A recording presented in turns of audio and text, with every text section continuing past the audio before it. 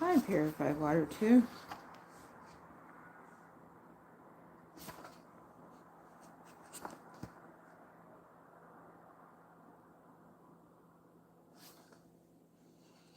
Well, not much. Just about to do some reading. Just trying to make sure that I start where I think I'm supposed to. It's been a while since I read this, so.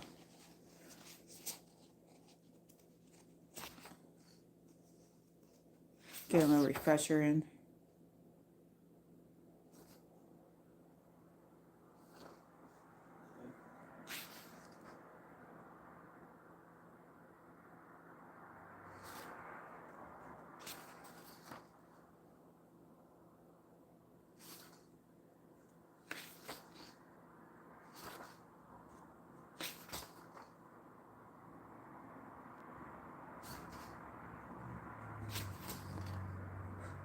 Let's see. Oh, that sounds like fun. My brother really likes Red Dead Redemption. I probably got a chance to play the second one.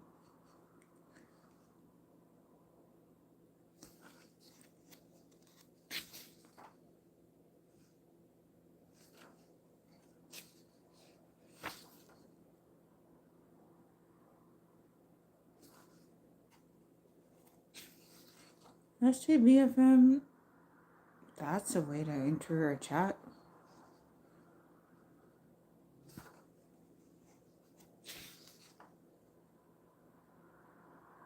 Okay, that's all from there. I guess I am up to this place. Okay.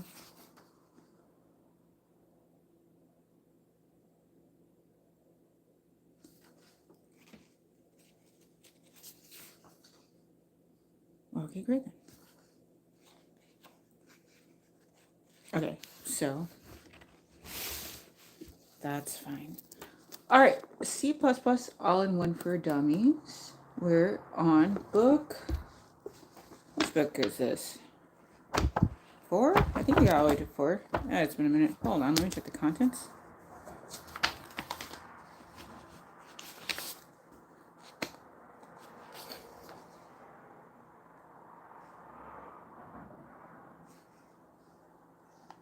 No, not yet. Not. Oh, hold on. That says 6. Okay, that says 5.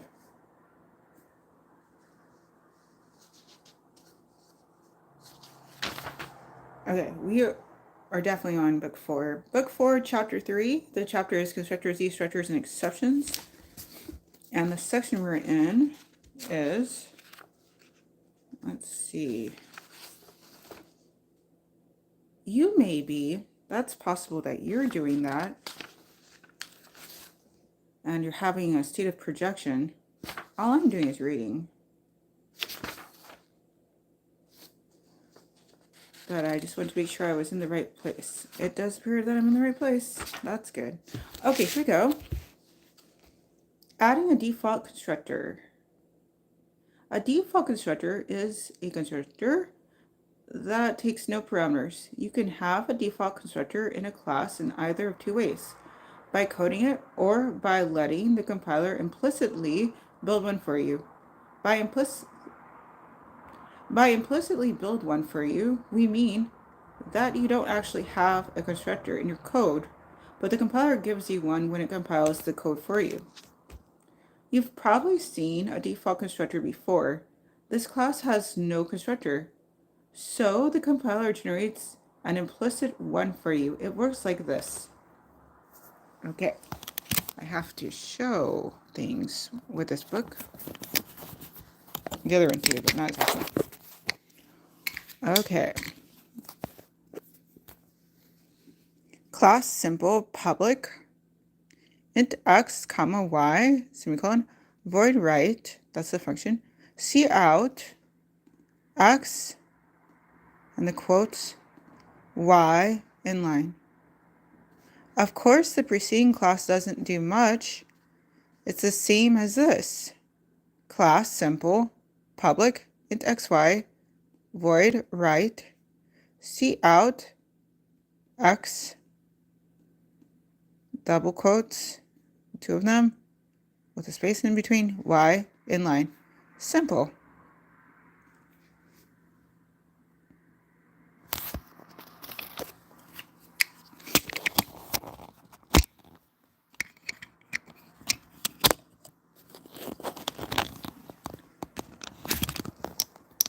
A job to do this late?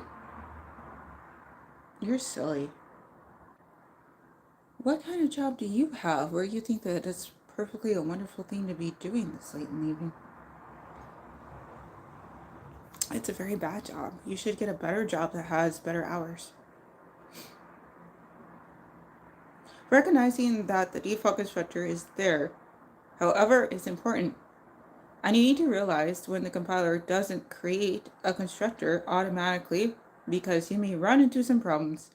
Take a look at this modified version of the class found in the constructor04 example. Pardon me. Ooh. Okay.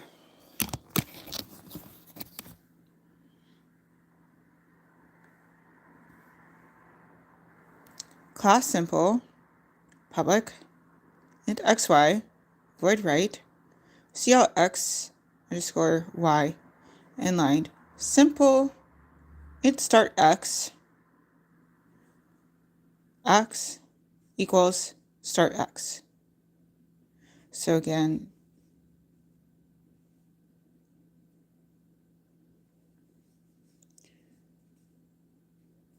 it's saying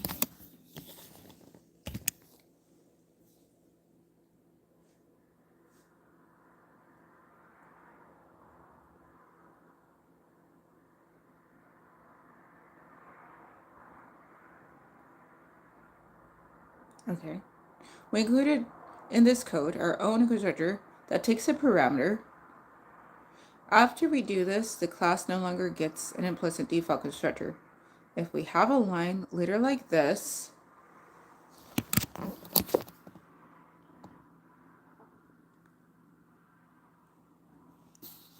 simple inst, the compiler will give us an error message like this.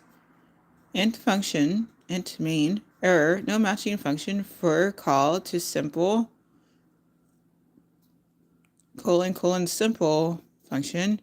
Note, candidates are simple, simple const, simple, and simple. Note, simple, simple, int.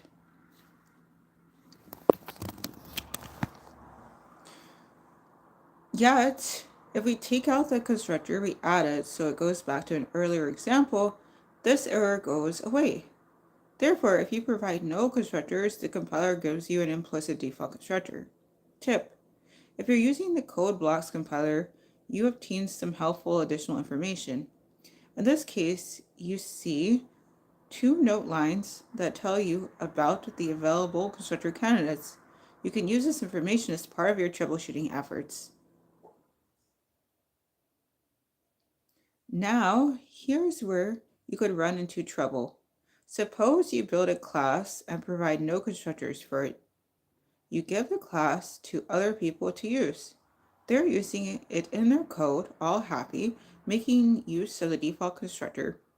Then one day, somebody else, not you don't make mistakes, decides that he wants to enhance the class by adding a special constructor with several parameters. The rogue programmer adds the constructor and then makes use of it. Mr. Rogue thinks all is fine because he's using only his new constructor, but little does he know, all the other people who were using the implicit default constructor suddenly start getting compiler errors. Believe it or not, we have seen this happen. One day, all of a sudden, your code won't compile. Anytime you try to create an instance of a class, you start getting errors stating that the compiler can't find simple, simple function. Oops, somebody changed it. But you can avoid this problem by making sure that you explicitly include a default constructor, even if it does nothing. Class simple, public, my apologies.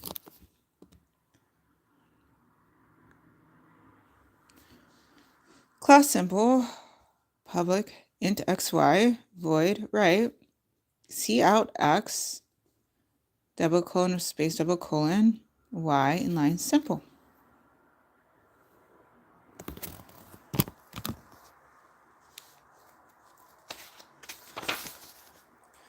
Then when Mr. Rogue adds his own constructor, the default constructor will still be there, assuming of course that he doesn't remove it. But if he does, move him to that nice secluded inner office that has no windows and no doors. When he adds his extra constructor, he will be overloading it.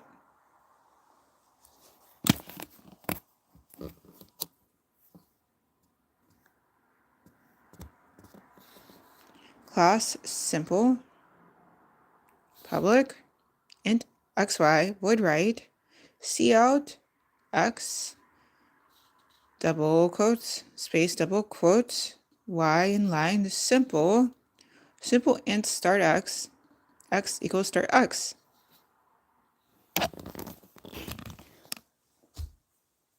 Note that now this class has two constructors, and all will be happy because everybody's code will still compile. Functional constructors.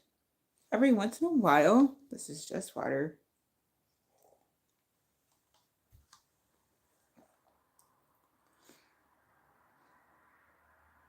Every once in a while, you may come across something that looks like this.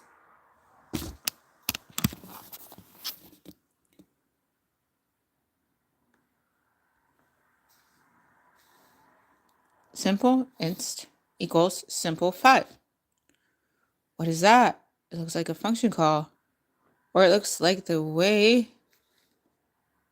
you would declare a pointer variable, except there's no asterisk and no new word. So what is it? It's a functional syntax for calling a default constructor. The right side creates a new instance of simple, passing 5 into the constructor. Then this new instance gets copied into the variable called inst. This approach can be handy if you're creating an array of objects, where the array contains actual objects, not pointers to objects. Simple mylist equals simple 1, simple 50, simple 80, simple 100, simple 150.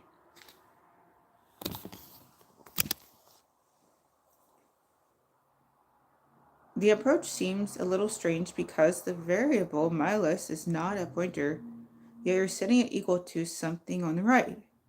But this approach is handy because every once in a while you need a temporary variable. The constructor 5 example shown in listing 3-1 demonstrates how you can use the functional syntax to create a temporary instance of the class string.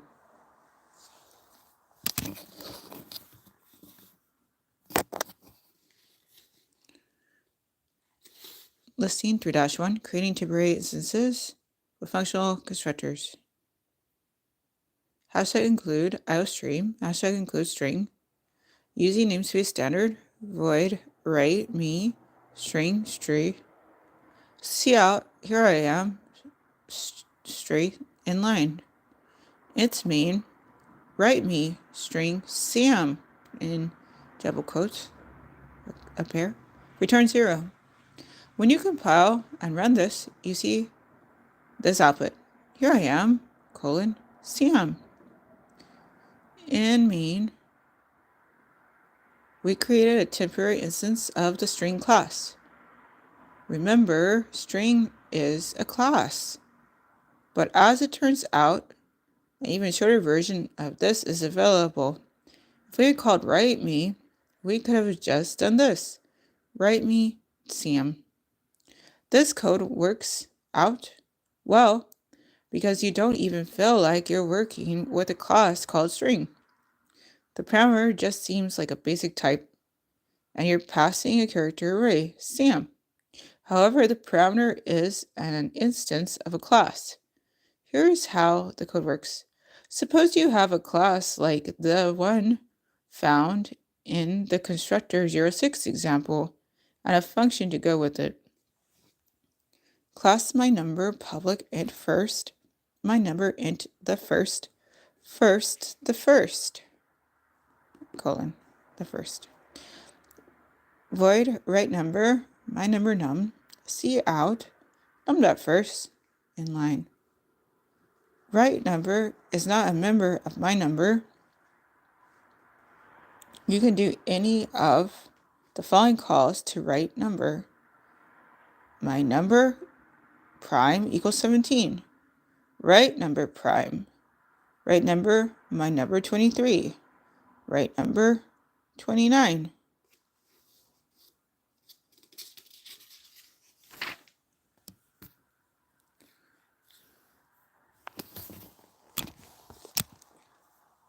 The first call uses a previously declared variable of type my number. The second call creates a temporary instance passing the value 23 into the constructor. The third one also creates a temporary instance, but it does so implicitly. The output from the example is 17. On the next line it's 23. On the next line it's 29. Remember, you may wonder when your temporary variables get destroyed. For instance, if you call right number, my number, so right number with a parenthetical, then inside of that, my number with a parenthetical, and inside of that, 23. How long does the temporary my number instance live on? The NC Center proudly proclaims that the instance will get deleted at the end of the full expression. In other words, after the line is done, the temporary instance will be done for. Be careful when using implicitly temporary objects. Consider the following class and function found in the construct 07 example.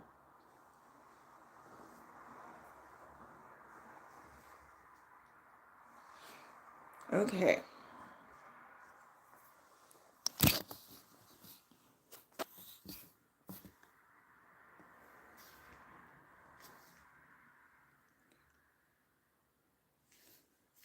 Class, my name, public, string first, my name, string the first, colon, first, the first, void, right name, my name, name, hi, I am, name, first, name.first, inline.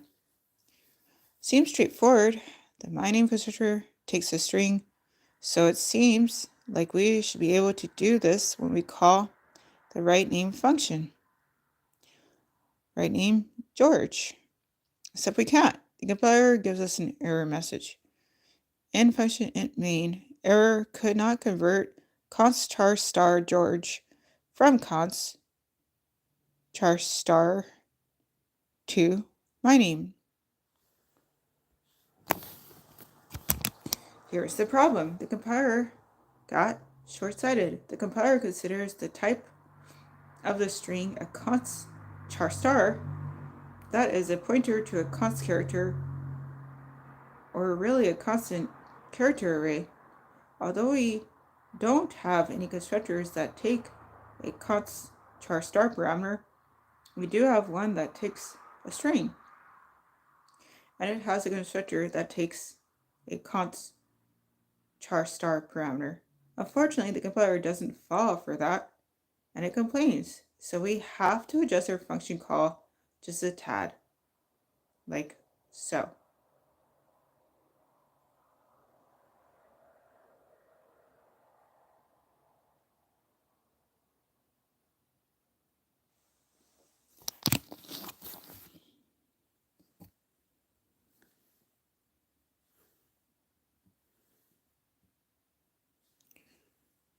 So instead of just saying right name, George, you have to say right name, string, and then the George.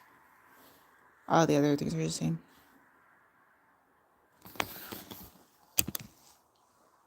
And this time it works. Now explicitly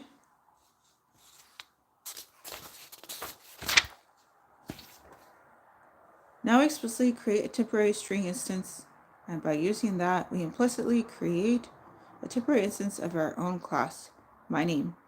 It would be nice if the compiler could wade through this and implicitly create the string instance for us, but it doesn't seem to want to. Oh well, calling right name string George works well enough for us. Calling one constructor from another. If you have some initialization code and you want several constructors to call it, you might try putting the code in one constructor and then having the other constructors call the constructor that has the initialization code. Unfortunately, that won't work. Some things in life we just can't have, and this is one of them. If you have a constructor and write code to call another constructor, such as this,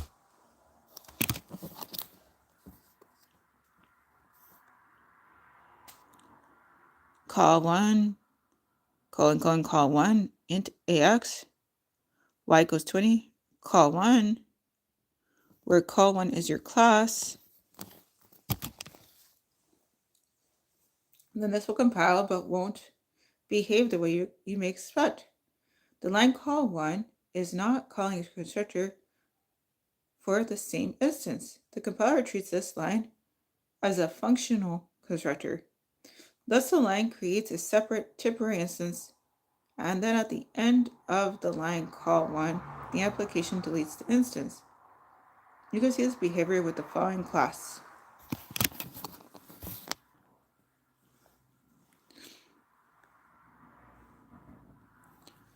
Class call one, public int xy, call one int x, call one, call one, x equals 10, y equals 10, call one int x, y equals 20, call one.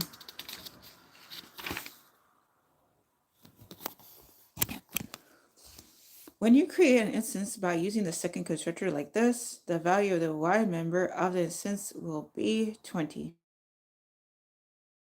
not 10. Call one, mine 10. To people who don't know any different, it may look like the y would first get set to 20 in the second constructor, and then the call to the default constructor would cause it to get changed to 10. But that's not the case. The second constructor is not calling the default constructor for the same object. It's creating a separate temporary instance. Remember, if you have common initialization code that you want in multiple constructors, put the code in its own private or protected function called, for example, init. That looks like the following: capital I, lowercase nit, and then the curly braces. Two parentheticals.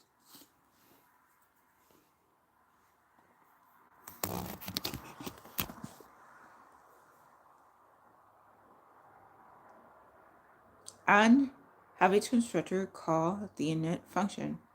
If you have one constructor call another constructor, it won't work. The second constructor will be operating on a separate instance. Copy instances with copy constructors. One nice thing about C++ is that it lets you copy instances of classes. For example, if you have a class called copyable, you can write code like this. Copyable first, semicolon. Next line says copyable second equals first, semicolon. This will create two instances, and second will be a duplicate of first. The application will accomplish this by simply copying all the member variables from first to second. That works pretty well, except sometimes you want to customize the behavior just a bit. For example, you may have a member variable that contains a unique ID for each instance. In your constructor, you may have code that generates a unique ID. The problem is that the previous sample will not call your constructor. It will just make a duplicate of the object. Thus, your two objects will have the same number for their supposedly unique IDs. So much for diversity. So if you want to have control over the copying, you can create a copy constructor. A copy constructor is just a constructor that takes the parameter. Oh, pardon me. A copy constructor is just a constructor that takes as a parameter a reference to another instance of the same class, as in this example.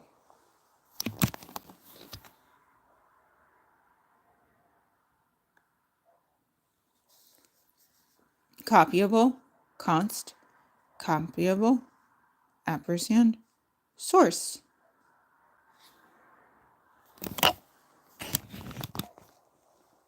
When you copy an instance, your application will call this constructor. The parameter to this constructor will be the instance you're copying. Thus, in the case of copyable second equals first, semicolon, the source parameter will be first. And because it's a reference, which is required for copy constructors, you can access its members by using the dot notation rather than the pointer notation.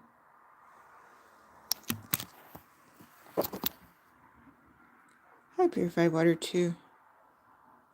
Thank you for that. So they're saying that you can use just the dot, which is, the period, versus the pointer notation, which is arrow set to look like a dash and a greater sign.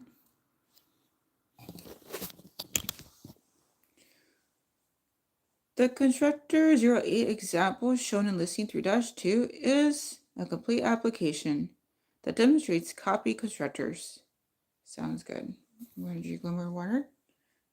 Purified water 2. This is filtered water from Brita. All right. Here we go.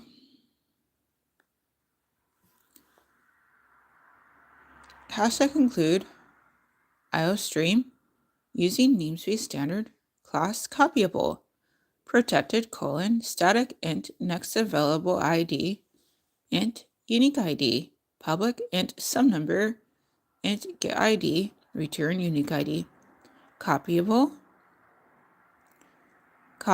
int x copyable const copyable ampersand source copyable copyable unique ID equals next available ID incremented copyable copyable int x unique ID equals next available ID incremented some number equals x copyable copyable const copyable ampersand source unique ID equals next available ID incremented some number equals source dot some number int copyable next available ID int main copyable take 1 equals 100 copyable take 2 dot some number equals 200 copyable take 3 equals take 1 cout take 1 dot get ID and then double quotes pair with a space in between take 1 dot some number in line. Yeah, coding C++.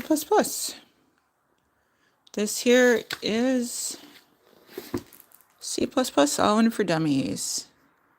3rd edition, I'm pretty sure. Yep, 3rd edition. There's 6-in-1 books. Cout, take 2 dot get ID, take 2 dot some number, cout, take 3 dot get ID, take 3 dot some number. Of course, the inlines are there. Go ahead and run this application to see how it works. The output from the example is 0, space 100. Next line is 1 space 200. Next line is 2 space 100.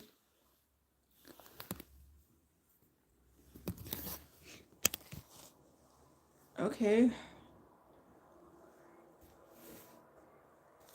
I don't know how that's funny. For a dummy series, it's kind of fun read.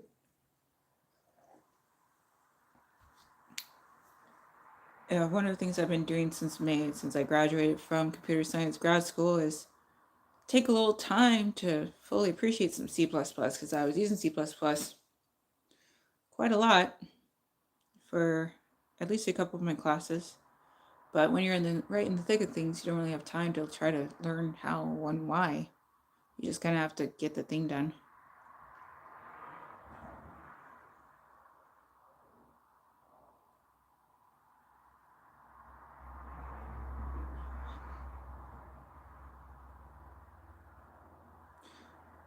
We need to tell you two things about the copy constructor in this code. First, we included const in the parameter of the copy constructor. That's because of a small rule in C++ where if you have a constant instance, you won't be able to copy it otherwise. If we left off const, this line would not compile properly. The second thing we need to tell you is that in the code for the copy constructor, we had to copy the member variables manually from one instance to the other. That's because now that we're supplying our own copy constructor, the computer will not copy the members as it would when we supply no copy constructor at all. Listing 3-2 uses a static member to keep track of what the next available unique ID is. Remember that a class shares a single static member among all instances of the class. Therefore, you have only one instance of next available ID, and it's shared by all the instances of class copyable. Remember, for a long, happy life, put a const in your copy constructor and copy the items manually. When constructors go bad, failable constructors. Suppose that you're writing a class that will connect to the internet and automatically download the latest weather report for the country of Upper Zamboni. The question is this: do you put the code to connect to the internet in the constructor or not? People are often faced with this common design issue. Putting the initialization code in the constructor provides many advantages. For one, you can just create the instance without having to first create it and then call a separate member function that does the initialization. And in general, that works fine. But what if the initialization code can result in an error? For example, suppose that the constructor is unable to connect to the internet. Then what? Remember, a constructor doesn't return a value, so you can't have it return, for example, a bool that would state whether it successfully did its work. You have many choices for this, and different people seem to have rather strong opinions about which choice is best. Programmers with strong opinions, now there is an unlikely concept. Here are the ones we've seen. Renardina, I was hoping you would make it in. Oh, purified water too. I'm glad that you're finding this relaxing.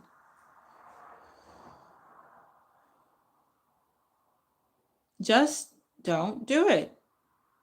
Write your constructors so they create the object, but don't do any work. Instead, put the work code in a separate member function, which can return a bool representing whether it was successful.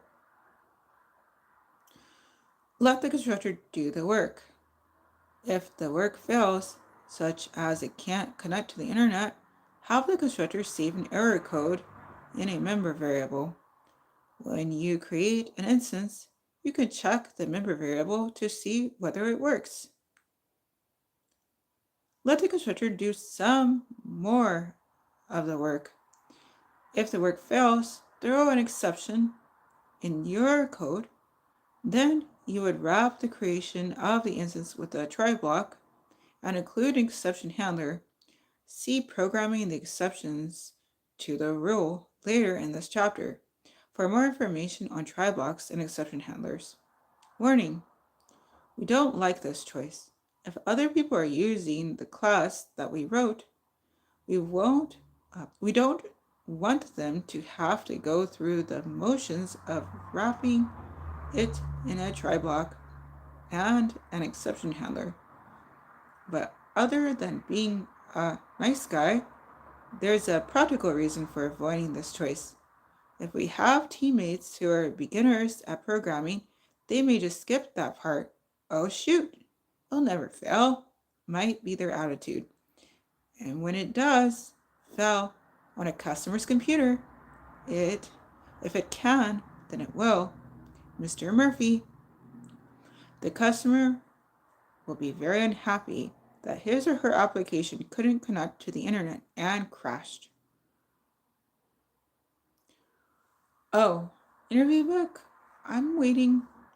The way things are going, I have to put some time in my resume and just try to get that out. So, and then also the next part of that book, Cracking the Code Interview by Gail Lackman McDowell, is about Big O, and it's doing exercises. So I kind of want to just take a breather from that until I'll probably take it up with me while I'm up visiting, and if I get some quiet time, big if, I'll work on that, like not as a stream, but just like with myself, try to collect my thoughts to try to figure out my resume, because they have some interesting parts about how to do the SAR, I think it's called. So anyway, I was hoping to get some C++ All-In-One for Dummies, and here in the month of December, this is my first opportunity. It's the 22nd, so fun. That just tells you the kind of month this has been. Destroy your instances. Although constructors are versatile and it seems like people could write entire books on them, good for family storytime reading, destructors are simple and there's not a whole lot to say about them. But you do need to know some information to make them work properly. First, destructors don't get parameters, and like constructors, they do not have return types. So not much more to say about that. Suppose you have a class that contains as members instances of other classes. When you delete an instance of a main class, will the contained instances be deleted automatically? That depends. If your class contains actual instances as opposed to pointers, they will get deleted. Look at this code from the Destructor 01 example.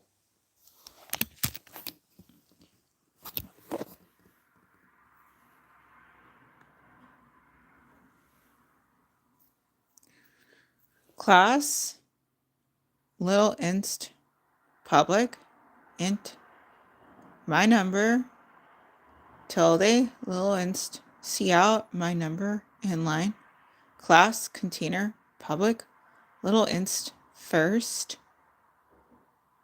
Next line says little inst star second container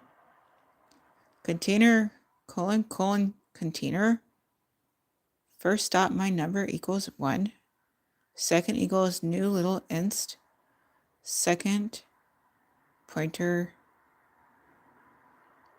my number equals 2. The reason why I show this part so I don't have to say every single thing.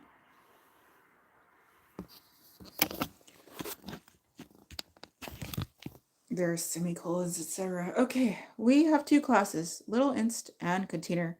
The container class holds an instance of little inst, the member variable called first, and a pointer to little inst. In the constructor, we set up the two little instances. For first, it already exists, and all we have to do is set up its number member. But second is just a pointer, so we have to create the instance before we can set up its number member.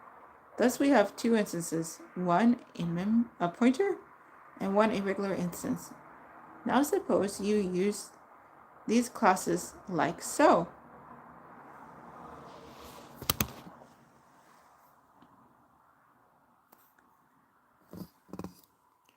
Container, : like so. Container star inst equals new container, delete inst.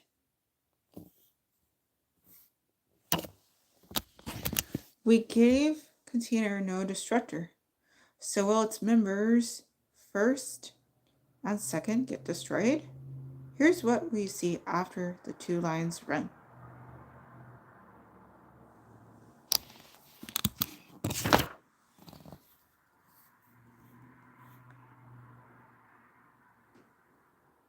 One.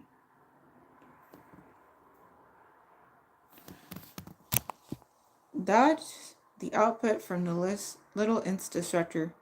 Number one goes with the first member. So you can see that first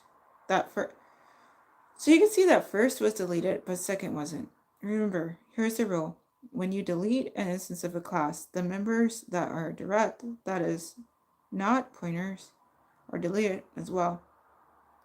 Any pointers, however, you must manually delete in your destructor or elsewhere.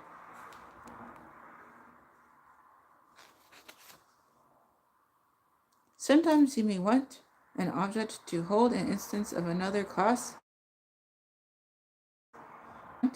to keep the instance around after you delete the containing object. In that case, you wouldn't delete the other instance in the destructor. Here's a modification to the container class found in the destructor 02 example that deletes the second instance.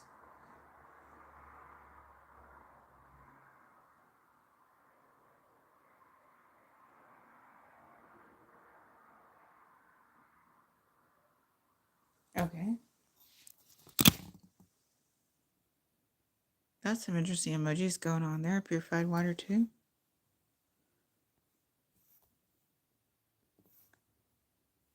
I think one of them is adapt, but the other two I can't tell.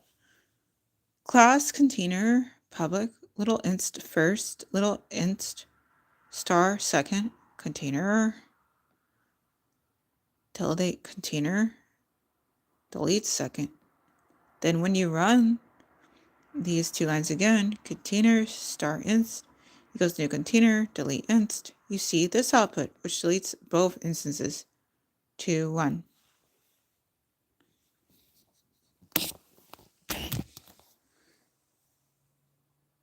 In the preceding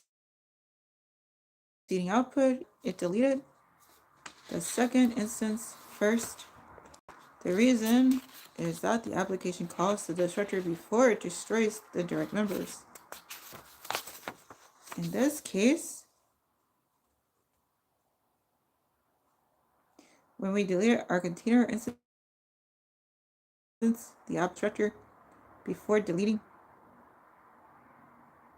our first member, that's actually a good idea because in the code of our destructor, we may want to do some work on our member variables before they get wiped out.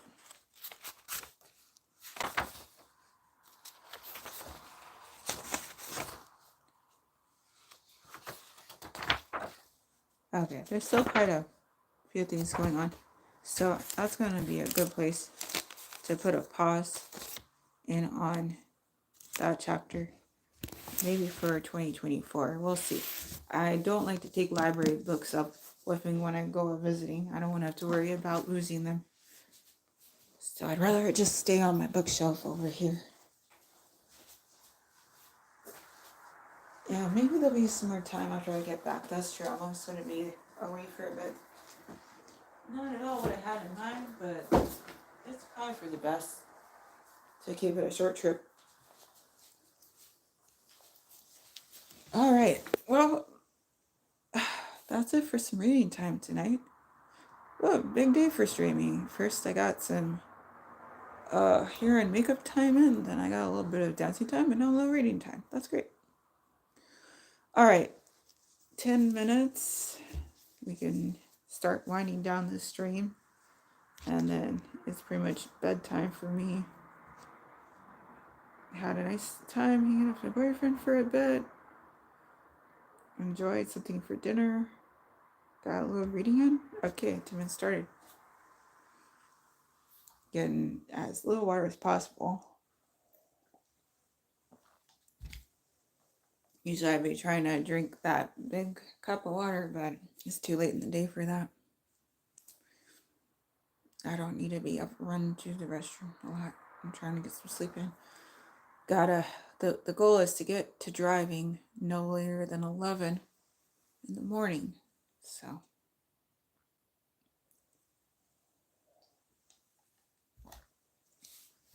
I gotta make sure that I am sleeping nicely. I already took all my pills. So all I gotta do is switch over to some comfy clothes to sleep in and brush my teeth nice and put my hair up.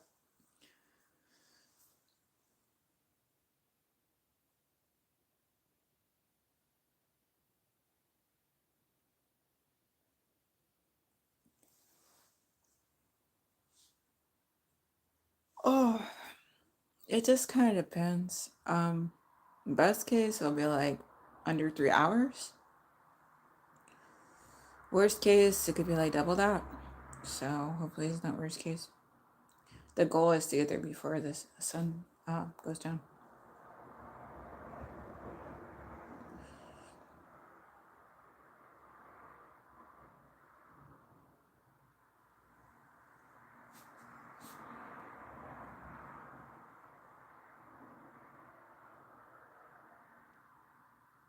Yeah, I don't like making stops. Like lately I've been trying to like make that stop in. On the way back, I'll stop by a rest area. But like when I go there, I'm just trying to just go straight there.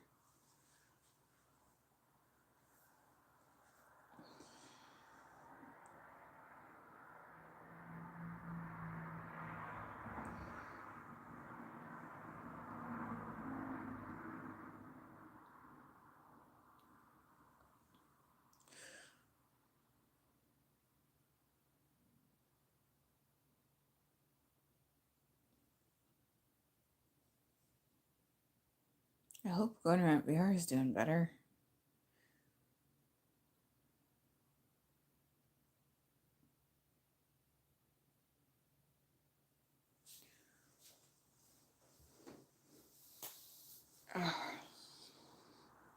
Well, I managed to get the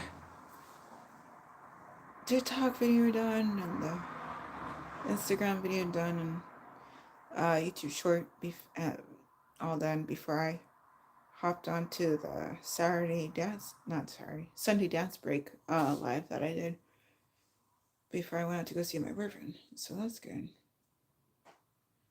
That's all I'm expecting to be able to do before Christmas. And potentially for Christmas. So it's a good thing I was doing previous Sundays, Christmas songs during previous Sundays this month.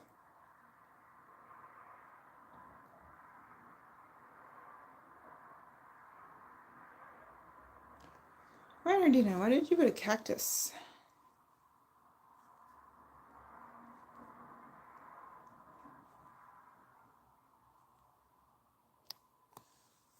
Hmm.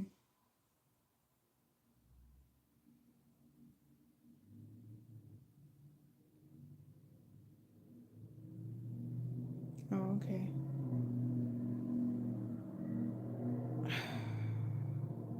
Okay. This is the part where I have to say, if something got held for review, I have a policy. I don't look at it. I don't know what a mod wants to do, but Either way, I'm not looking at it. So if it's bad enough to get flagged by YouTube, I don't feel like being bothered. Mm.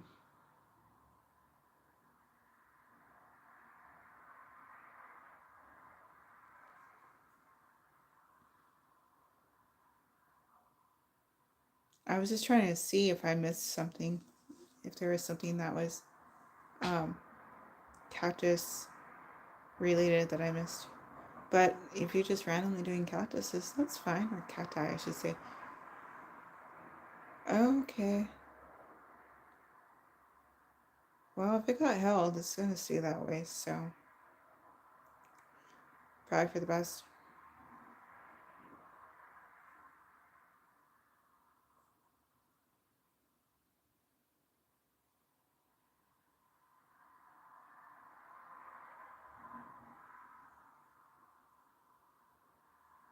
It's like the junior high schoolers when I go teach there, and they just don't seem to understand that other people matter too, and the lives that they have matter too, and their mental health matters too.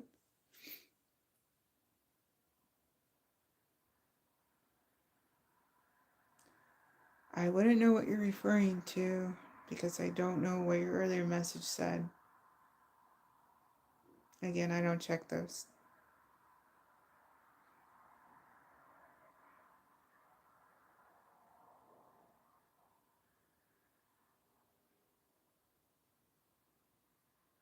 Got enough going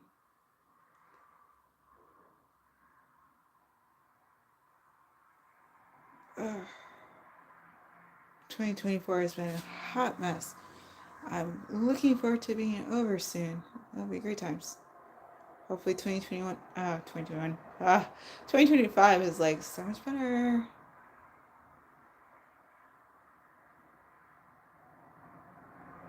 Okay, Smitty, again, I don't know who you're referring to because if that was a message where you talked about someone that I didn't see because it was held for review, I have no idea what you're talking about. So, whatever you say, I guess. I don't know.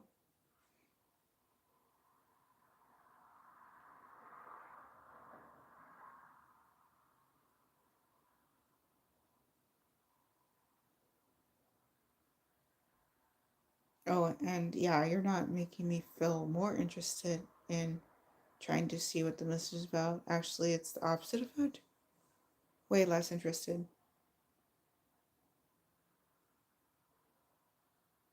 Hi, Nishant Sharma.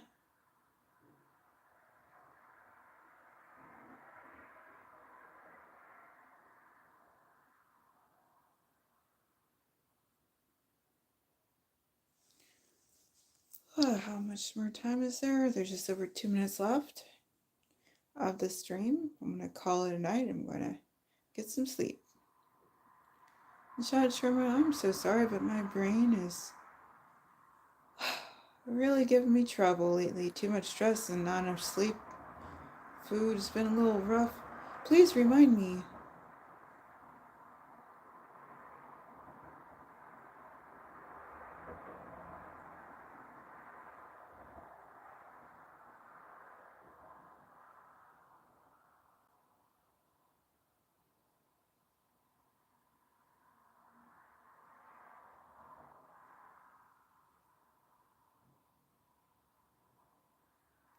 Smee Lopez, you just seem to be here to be trolling, which is fine. Just. Oh, which one? I was just doing some C++ All-In-One For Dummies. Was it that one, which was at least back in November, or was it the more recent thing, which is the coding, cracking the coding interview book?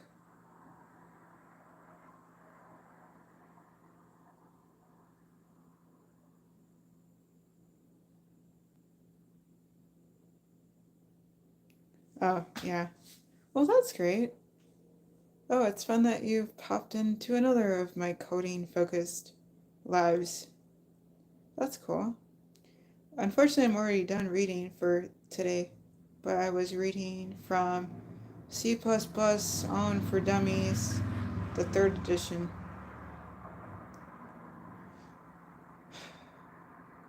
I'm looking forward to working on my resume in the recent, probably just by myself though. Too much privacy stuff to manage for a live. Also, I'm planning on going visiting up with family, uh, driving up tomorrow. So I'm gonna kind of just try to stay out of the way as much as possible while I'm up there. All right, that is called time. I'll put another 2 minutes on the clock. Oh, okay. Thank you, Nishat Sharma. I appreciate that. Um, yeah, I am expecting to do some more lives after I get back from visiting. So I look forward to seeing you there too. And sorry if it's going to take a while for me. Like, after a while, I do get an idea of who the regulars are. But sometimes I'm just overworked. And last week was quite a lot to deal with, especially Friday. Like, wow. That was overdrive mode. I don't usually have to put in that much effort, but it was a go above and beyond kind of day to get through Friday. So, Smee Lopez still have the slice idea we were talking about. All right, Ryan Ardina, thank you very much. Switching to you also. Yeah, so this might be it for any kind of lives till I get back. Again, the plan is to drive up tomorrow and then drive back down on the 26th. So, yeah, I'm gonna get some sleep. I did take a night quill, and I think it's starting to kick in along with my regular medicine for asthma allergies. So I'm gonna work on getting those sweet dreams in. All right, friends.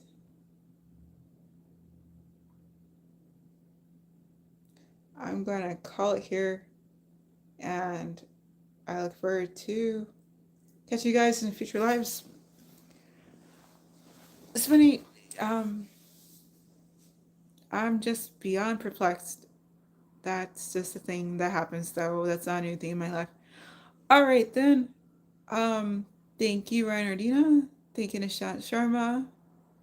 Thank you, anybody else who made it on over to tonight's third live. It was 3 lives today. Gee whiz. I don't imagine having that experience much more in the future, but well, we'll see. Um, for anyone who checks us out in the future, whatever, whenever, however, just make the most of it. That's kind of the important part, or the most important part, technically. Smee Lopez, I'm so lost. You have a name, it's right there. It says Smee Lopez. Anyhow, bye bye.